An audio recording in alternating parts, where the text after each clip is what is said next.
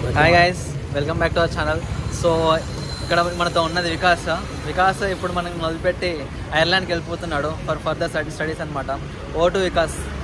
Hi guys, my name is Vikas. నేను వచ్చేసి రేపు ఐర్లాండ్కి వెళ్తున్నాను.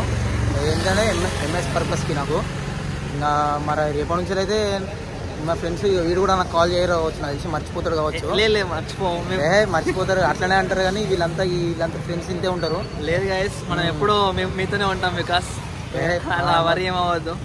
వీళ్ళు లేకుండా మీరే ఉన్నారు గైస్. ఇక నాకు ఇంకా అక్కడికి వెళ్ళినాక ఇక అందుకే ముందే అడ్వాన్స్ న్యూ ఇయర్ అని చెప్దామని ఇక నేను వ్లాగ్ తీయమంటున్నా మనోడిని.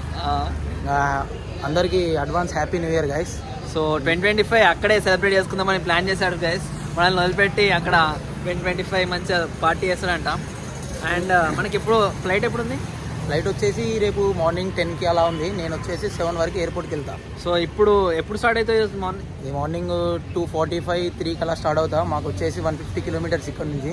ఓకే, ఇంకా ఒక 3 అవర్స్ జర్నీ దాకా పడుతుంది. నియర్లీ 3 అవర్స్ జర్నీ పడుతుంది డైరెక్ట్ ఎయిర్పోర్ట్. ఇక మిడిల్లో ఏమన్నా అలా స్నాక్ లాంటివి ఇలాంటి టిఫిన్ లాంటివి చేసి టీ తాగేసి వెళ్ళిపోవడే. Okay okay. సో అదనమాట గైస్. మనకు అక్కడ ఫ్రెండ్స్ కూడా కలుస్తారు కదా.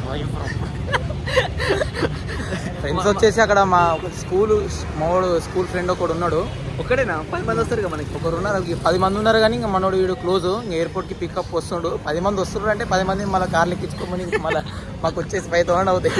అన్ని మన కాడ లేవు కాబట్టి ఇంకా మనము ఒక్కడిని రమ్మంటున్నాం.